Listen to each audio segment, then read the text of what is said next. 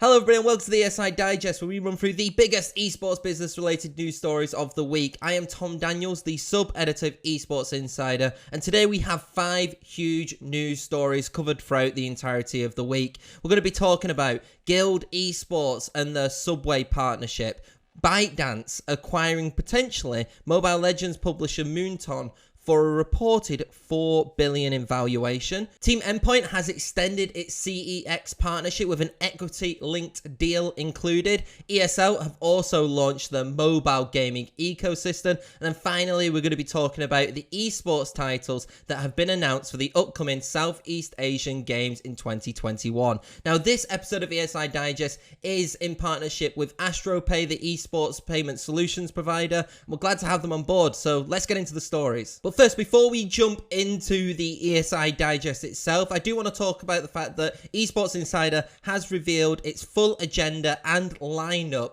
for the ESI Digital Spring, which is taking place on March 30th to the 31st. Now, some of the speakers and the representatives of the brands include the likes of G2 Esports, Nerd Street Gamers, Team Vitality, Blast, Team Liquid, Riot Games, Pringles, BBC Sport, ESL, the list goes on and on and on. So if you do want to check out what the full agenda is and what kind of is being talked about in the esports business landscape right now, then don't forget to head over to the Esports Insider website for the ESI Digital Spring and go to the events page. And yeah, hopefully we'll see some of you there. The first story of the ESI Digest that we're going to be covering is the fact that UK-based organisation Guild Esports has unveiled a 2-year sponsorship deal with sandwich franchise Subway. Now, Guild Esports, for many of those who know, is co-owned by David Beckham. This partnership in particular will cover 55 EMEA markets, which is Europe, Middle East, and African markets. Additionally, Subway's branding will be featured on Guild Esports' team jersey. It will also be on all their digital content. And more importantly, in my opinion anyway, it will have an integration with Guild Esports' London headquarters, which is opening this year. The exact details of the agreement have not been revealed. However, Guild Esports have said that it is a multi-million-pound deal, with the investment basically being split between 4 equal segments over the 24 months. This is a huge, significant deal for Guild Esports. It obviously builds on the HyperX partnership and still this unnamed, unannounced, I think it was 3.6 million sponsorship from a financial term.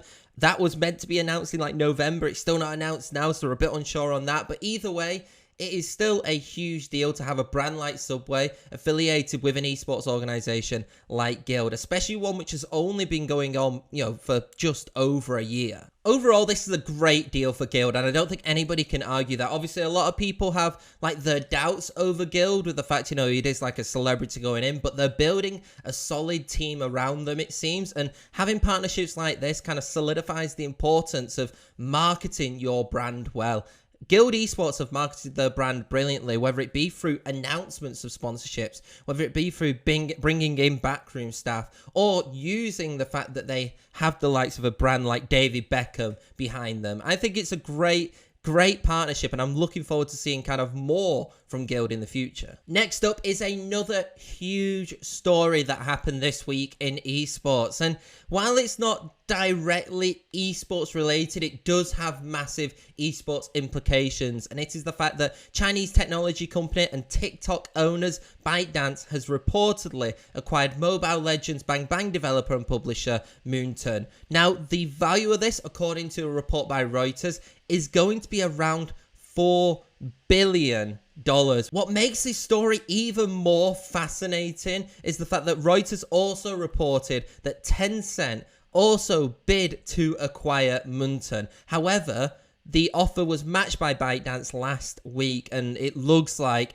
Moonton have accepted the ByteDance offer. Now, obviously, there have been a lot of legal battles between Tencent and Moonton over copyright infringement and other things around that. So it's very interesting to see, essentially, Tencent want to buy Mobile Legends Bang Bang by Moonton, instead of, keeping with these legal battles which is going through. However, it does seem that is a failed attempt, and that it looks like ByteDance are going to acquire them. How this impacts the Mobile Legends Bang Bang esports scene is kind of unknown right now. We don't know if it's going to have really any implication. Are they just going to kind of continue the growth of which they are doing? Moonton have kind of come out and said that they will be working as like a separate entity from ByteDance's video game unit Newverse, which is actually how the acquisition has been made essentially.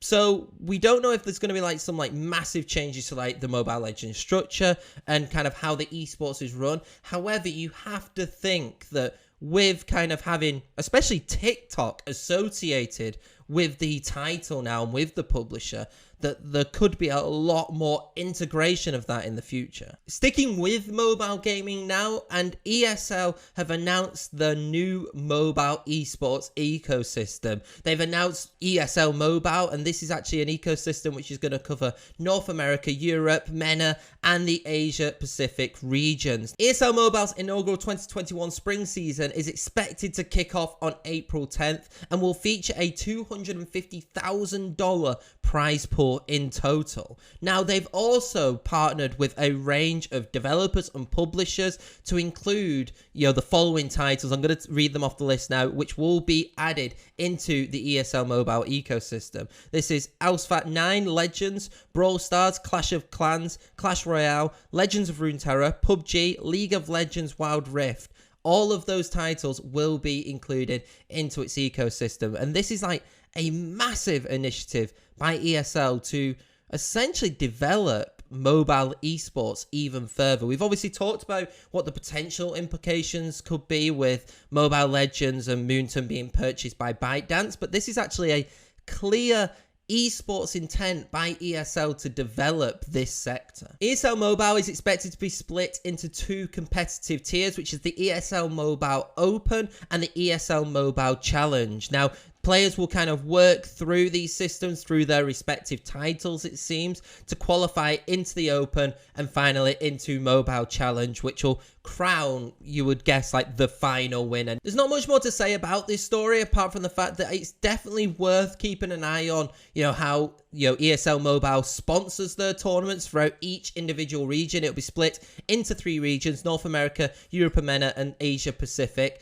And to kind of see what the viewership for each one of those regions are as well. We probably expect Asia Pacific, to have massive viewership and probably a lot of the sponsors. But how are North America's ecosystems and Europe and MENA's ecosystems gonna compare to Asia Pacific? Moving back to the UK now, and British organisation Team Endpoint has announced it has extended its partnership with CeX, which is a game kind of second-hand retailer. And while that story alone is newsworthy, this has been reported to be a 7-figure deal and with equity linked into the partnership as well. A major factor of this partnership, apart from the financial side, obviously, is the fact that Human and Frank Orchard, the chairman and franchise director of CeX respectively, have joined Team Endpoint's board in non-executive roles. According to the release, the deal is expected to give Endpoint financial security to guarantee full-time staff and also establish a base in Sheffield.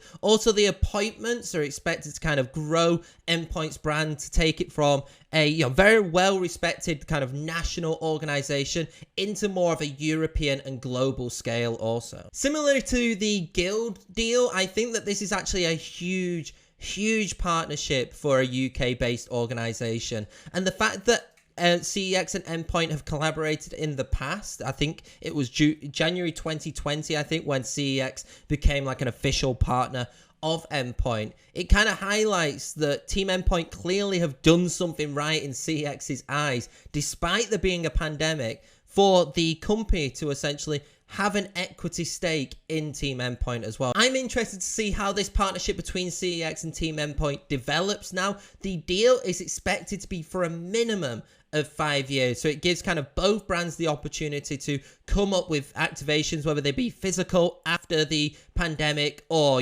continue to have online activations, online promotions, and online content together. The final story of the ESI Digest sees the Vietnam Electronic Sports and Entertainment Association reveal the esports titles that will be included in the 31st Southeast Asian Games as an official medal sport. Overall, the event will feature 10 esports tournaments across League of Legends Wild Rift, PUBG Mobile, Mobile Legends Bang Bang, FIFA Online 4, Free Fire, Arena of Valor, and Crossfire. This isn't the first time that esports has been included in the SEA Games, with the competition in 2019 holding Mobile Legends Bang Bang, Arena of Valor, Dota 2, StarCraft 2, Tekken 7, and Hearthstone competitions. However, I believe that this is the first time that it has been held as an official medal event, which is kind of like a huge step forward to many in kind of like legitimizing esports. This is a step forward towards esports getting Olympic recognition, and I know that there's a debate on whether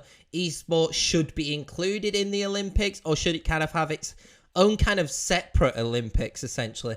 But what is really, really crucial for me now is that now we're getting kind of these medaled sports in what are traditional multi-sport events.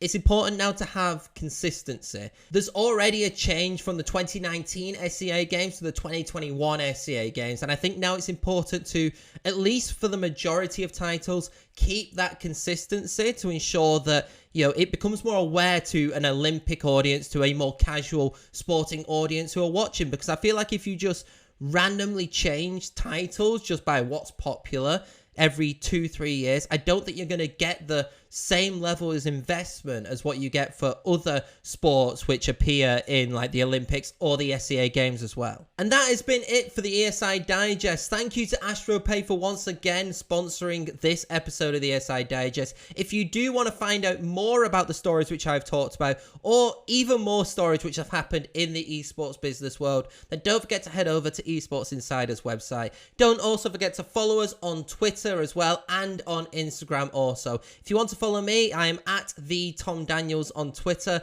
And until next week, we'll see you then.